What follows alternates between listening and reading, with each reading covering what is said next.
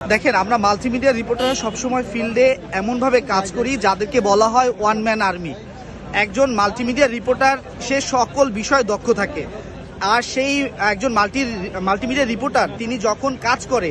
একদম ছোটোখাটো বিষয় থেকে শুরু করে সব বিষয়গুলো কিন্তু আমরা মাল্টিমিডিয়া রিপোর্টারে তুলে নিয়ে আসি। সেই জায়গা থেকে যখন এই মাল্টিমিডিয়া রিপোর্টারদের বা তারা এই সংশ্লিষ্ট যারা রয়েছেন তাদের হেয় প্রতিপন্ন করে যারা কথা বলে, সেটা কখনোই কাম্য নয়। কেননা এই জুলাই আন্দোলন বলেন বা এই যে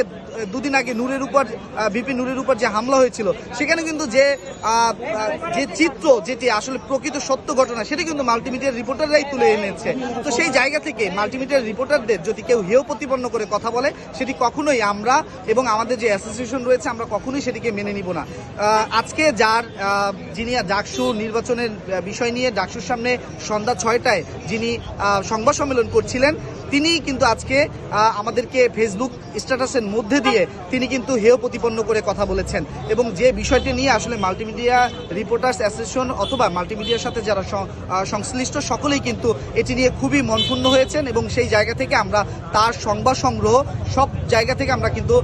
এটি থেকে বিরত থেকেছি, এবং পরবর্তী পর্যন্ত আমরা তাকেও সুযোগ দিতে চাই যদি সে ঠিক অনুরূপভাবে ফেসবুকে এসে মাল্টিমিডিয়া রিপোর্টার্স বা মাল্টিমিডিয়ার সাথে সংশ্লিষ্ট যারা তাদের কাছে যদি ক্ষমা না চায়, আমরা আর কখনোই তার কোনো সংবাদ সংগ্রহ করব না। শুধু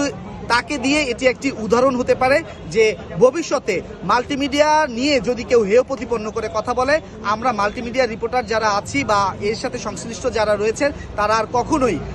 তাদের রিপোর্টগুলো বা তাদের সংবাদগুলো আমরা কখনোই আর প্রকাশ করব না বা সংবাদ সংগ্রহ করব না। আসলে দেখেন, যারা এখনো সংবাদ সংগ্রহ করছে আসলে তারা মাল্টিমিডিয়ার যে আমরা যারা একটি গণমাধ্যমের একটি ধারার মধ্যে যারা কাজ করি, তারা সেই ধারার বাইরে থাকে না। যারা ইউটিউব নিয়েই শুধু ইউটিউবে একটা পেজ খুলে যারা কাজ করে বা একটি ফেসবুকে একটা পেজ খুলে কাজ করে, তারাই আসলে ওখানে বসে রয়েছেন বা তারা সেটি ভিডিও ধারণ করছে। কিন্তু আমরা যারা প্রথম সারির বা আমরা যারা সরকার অনুমোদিত যে সকল গণমাধ্যম কর্মীরা রয়েছেন বা মাল্টিমিডিয়ার সাথে সম্পৃক্ত, তারা আসলে সেই জায়গা থেকে চলে এসেছে, তারাও তার সংবাদটি আর সংগ্রহ করছে না।